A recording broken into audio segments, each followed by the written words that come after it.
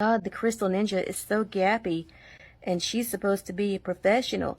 Exactly. We're getting paid to do what we do, and we're not going to go outside that budget that the customer has set. So that's part of being a professional, is sticking to the budget, showing your customer these different fill patterns. This is kind of a great little way to do it.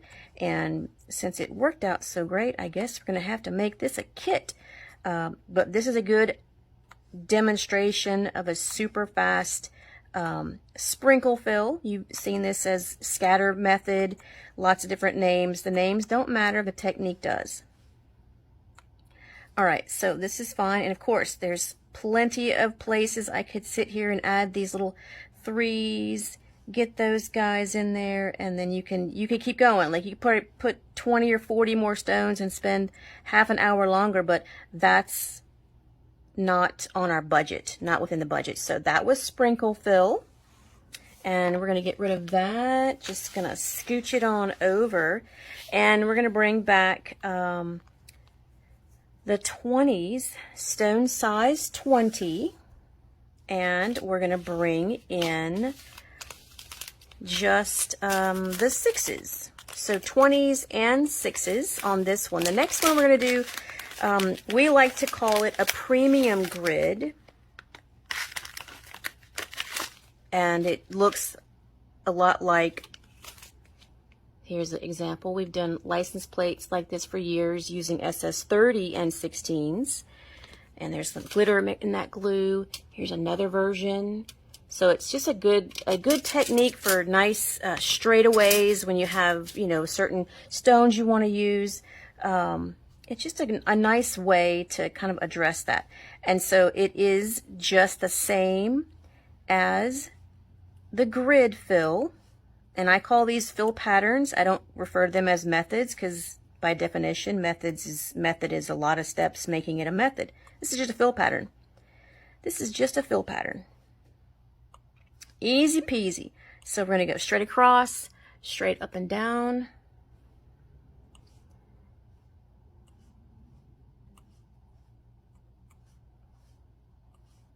And you can do it as you work. You can add your small stones as you work, or you can add them after. It just depends on your style of work, your speed if you want to go faster. It just depends on, you know, how you like to work. But I like to show the little gaps and then putting these small stones in, and you can totally offset this and get it to look even different, and then that's what we'll do next.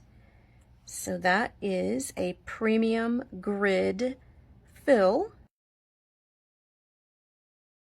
This has also been named as a cushion fill, which is totally fine. It looks like the furniture, like the little cushion pins of a furniture, or buttons, I guess. It can be interpreted that way. And you know, to coin a name is totally fine. I think it came early last year, named by a super awesome, talented company, Crystal Skull Bling, named it Cushion. Super cute. I love it. And so you can totally call it whatever you want. But when our customers come to us, we've already established this in our lessons and examples and things for decade ago, and so we just refer to it as a premium grid because it essentially is grid in just 2 sizes. So we welcome all the new names and advancements, and so that is premium grid. Now if you want to use the same sizes, but let's bump it up a notch, I'm going to go ahead and take this one out, so we'll keep it nice and square. So the next one you can do, I'm going to get rid of these little 6s, and we'll do a size, let's do 12s and 8s, right? I'm sorry, 20s and 8s, SS8, stone size 8. Changing the stone sizes, because you could do 30s, like I did the license plates with 30s. You can really combine any 2 sizes. Get a couple of them on here, so a little bit bigger than the 6s. You could use 3s, you could use whatever you want. And so this one, you could technically call it a premium grid, but it's technically even this one, is a premium honeycomb. And we use those words premium because it's like it's double the work. Oop, I'm already not paying attention. So with premium honeycomb, I like to make the shape so straight across, and you can kind of bump this up to where it's kind of lined up. That's just all in the details. You can put it to the middle, you can put it, you know, offset it, do it at a diagonal. These different fill patterns can really change the look and the feel of your design. Things can really take a different tone with different fill patterns. I don't care to see, you know, let's say cars with all one size and all in honeycomb. It's not my best, like I think it looks better in my opinion with sprinkle.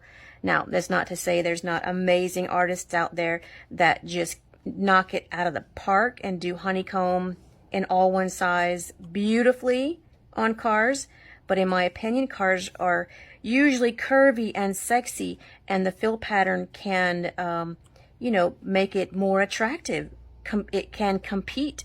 Sometimes fill patterns can compete with the design or with the item, and it can take away from the beauty of the item. So we do choose our fill patterns to accentuate, not just to fill it, not just to, you know, get it on there, if you will.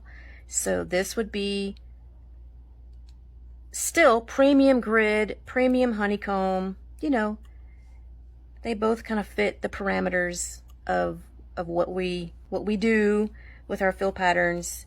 And it can be kind of fun to change the sizes, kind of give it a nudge, different size and angle if you want, and changing the color of the small stones or the larger stones can really be beautiful. It really, really can. So yeah, I hope this super quick little lesson has helped illustrate different fill patterns. And hey, you know what, there's more. We use plenty other different designs and fill patterns, but there's just so many. It's difficult to, you know, go over it every single time, every single day. But it looks like this fill pattern is taken off and trending quite well recently. So we like to embrace and help demonstrate and educate. So there you go. 6 completely different techniques and fill patterns using mainly one size, and then you get to do multi-sizes down here. Let me know in the comments below what your favorite part of this and what is your favorite fill pattern. Let me know.